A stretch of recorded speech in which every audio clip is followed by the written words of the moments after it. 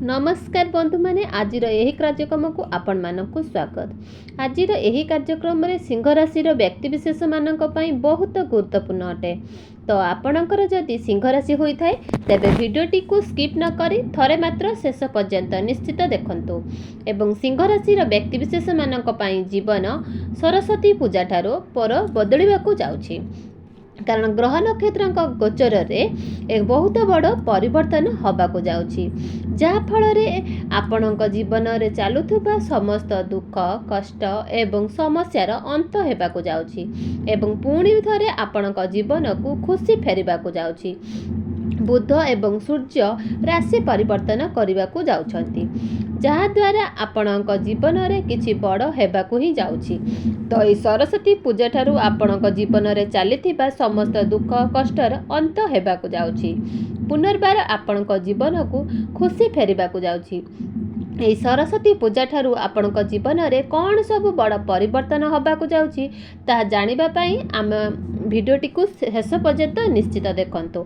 एवं आपणकर जदि सिंह राशि होई थाए तेबे भिडियोटी को लाइक करी चैनल टी को सब्सक्राइब कर दियंतु एवं कमेंट बॉक्स रे जय मां सरस्वती निश्चित लिखंतु। तो बंधु माने एबे आसंतु जानिबा एही सरस्वती पूजा ठारू अर्थात फेब्रुआरी मासरे आपणक जीवन रे कोन सब परिवर्तन होबाकू जाउछि।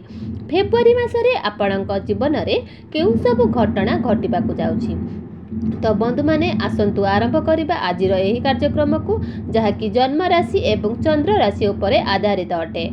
तो आपणक राशि चक्र 12 गोटी राशि मध्यरु पंचम राशि होउछि सिंह राशि एवं सिंह राशि राशि अधिपति होउछंती सूर्य। सूर्य आपणकर षष्ठ भाव में विराजमान अछंती एवं आपणक द्वितीय भाव में विराजमान अछंती केतु एवं आपणक षष्ठ भाव में विराजमान अछंती सूर्य एवं बुध। सप्तम भाव में विराजमान अछंती शनि। अष्टम भाव में विराजमान अछंती राहु एवं शुक्र। दशम भाव में विराजमान अछंती देवगुरु बृहस्पति। एकादश भाव में विराजमान रहिछंती मंगल। तो बंधु माने सर्वप्रथमे आसंतु जानि नेबा आपणक स्वास्थ्य किपरि रहिबो ए फेब्रुआरी 2025 रे। तो कुंडलीर प्रथम भावटी होता है आपणक स्वास्थ्यर भाव एवं आपणक यूनिटी सिस्टमर भाव एवं आपणक प्रथम भाव में अधिपति सूर्यदेव को आपणकर षष्ठ भाव में विराजमान अछंती। मात्र 13 फेब्रुआरी को सूर्य आपणकर सप्तम भाव में विराजमान रहिबे। तेबे एमितिरे भी आपणक षष्ठ भाव में सूर्यक गोचर शुभ बोली मना जाए। जेतेबेले सूर्य आपणक सप्तम भाव को आसीबे सेतेबेले सूर्य सप्तम उत्तरायण होइजिबे, जहा को कि अत्यंत शुभ बोली मना जाए। षष्ठ भाव को रोगर भाव बोली मना जाए। तो आपणक फेब्रुआरी मासरे यूनिटी सिस्टम टिके डाउन रही पारे, जहा फल आपण को पुणी परे थंडा जनित काश एमिति किछि छोट छोट समस्या मध्य देखा दे पारे। आपणक स्वास्थ्य रे सेमिति किछि बड़ समस्या देखा जीव नाही, कारण सूर्य षष्ठ भाव में मन बोली मना जाए। ए सहित मंगल मध्य आपणक लाभ स्थान रे शुभ स्थिति रे ही अछंती। गुरु मध्य आपणक भल स्थिति रे अछंती। एबे आसंतु जानि नेबा आपणक शिक्षा क्षेत्र किपरि रहिबो ए फेब्रुआरी 2025 रे। तो कुंडलीर पंचम भावटी होता है शिक्षार भाव एवं शिक्षा भावर पंचम भाव में अधिपति होउचंती देवगुरु बृहस्पति, जे कि आपणक दशम भाव में विराजमान अछंती। तो एवं शनिकर दृष्टि मध्य गुरुंक उपरे ही नाही। यह सहित मंगलकर भाग्य देवता हुई आपणकर एकादश भाव में विराजमान रही आपणकर पंचम भाव को ही देखुचंती। फेब्रुआरी मासरे आपणकर शिक्षा क्षेत्र को लेकिन सबु सर्वश्रेष्ठ रहिबो। गुरु आपणकर दशम भाव में भल स्थिति रे ही अछंती, मात्र शत्रु राशि रे ही अछंती। तेणु आपण अन्य कथारे पड़ी कौनसी डिसीजन नियंतु नाही। आपनको जहाँ भी ठीक लगुची आपण ताहा करिबा पई चेष्टा करंतु एवं शत्रु मानक ठारू टिके दूरे रुहंतु।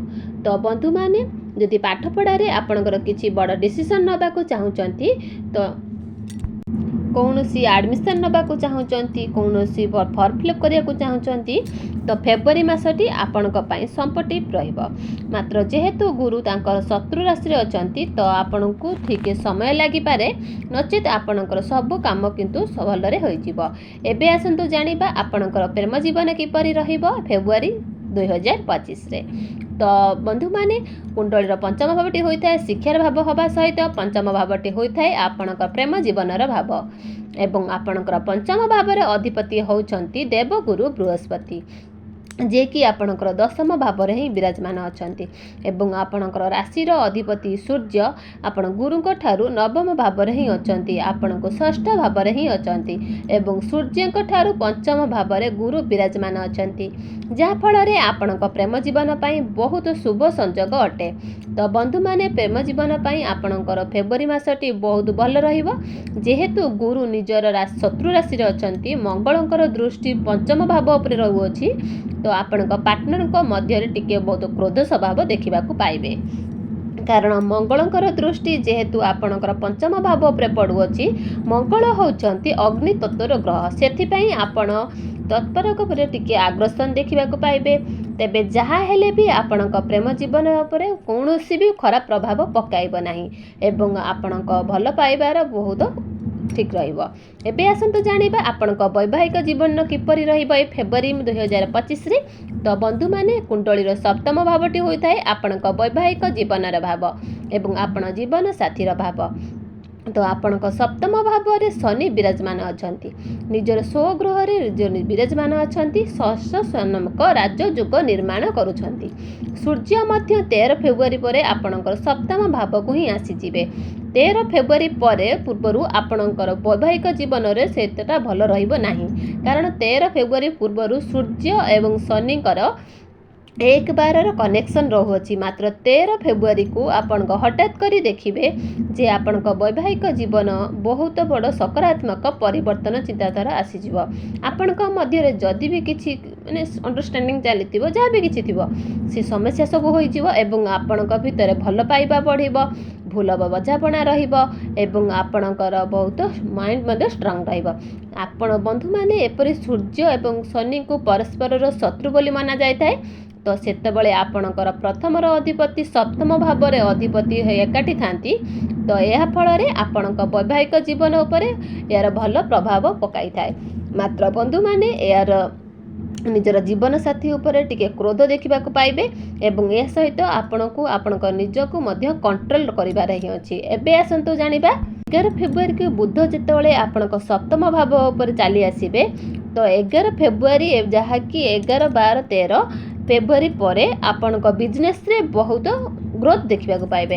ଆପଣଙ୍କ ଡେଲି ଇନକମ୍ରେ ମଧ୍ୟ ଗ୍ରୋଥ ଆସିବ। ଯଦି ଆପଣ କୌଣସି ବଡ଼ ଆରମ୍ଭ କରିବାକୁ ଚାହୁଁଛନ୍ତି କିମ୍ବା ନୂଆ କରି, ତାହା ମଧ୍ୟ ସମ୍ଭବ ଅନୁକୂଳ ରହିବ ଏବଂ ଆପଣ ଯଦି କୌଣସି ପାର୍ଟନରସିପ୍ ବିଜନେସ୍ କରୁଛନ୍ତି, ଯାହା କରିବାକୁ ଭାବୁଛନ୍ତି, ତାହା ପାଇଁ ମଧ୍ୟ ସମୟ ବହୁତ ଭଲ ରହିବ।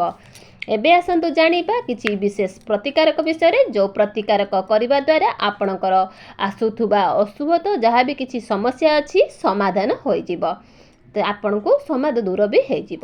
ତେବେ ଆପଣଙ୍କୁ ଅଧିକ ଶୁଭପ୍ତ ପ୍ରାପ୍ତି ହେବ। ଆପଣ ପ୍ରତ୍ୟେକ ଦିନ କ'ଣ କରିବେ ନା ଉଦିତ ସୂର୍ଯ୍ୟଙ୍କୁ ତମ୍ବା ପାତ୍ରରେ ଜଳାର୍ଘ୍ୟ ଅର୍ପଣ କରନ୍ତୁ। ପ୍ରତ୍ୟେକ ଦିନ ହନୁମାନ ଚାଳିଶା ମଧ୍ୟ ପାଠ କରନ୍ତୁ ଏବଂ ପ୍ରତ୍ୟେକ ଦିନ ଆପଣଙ୍କୁ ଗୁରୁଙ୍କର ବୀଜ ମନ୍ତ୍ର ମଧ୍ୟ 108 ଥର ଜପ କରନ୍ତୁ। ତେବେ ଦର୍ଶକ ବନ୍ଧୁ ରହିଲି, ଜୟ ଜଗନ୍ନାଥ।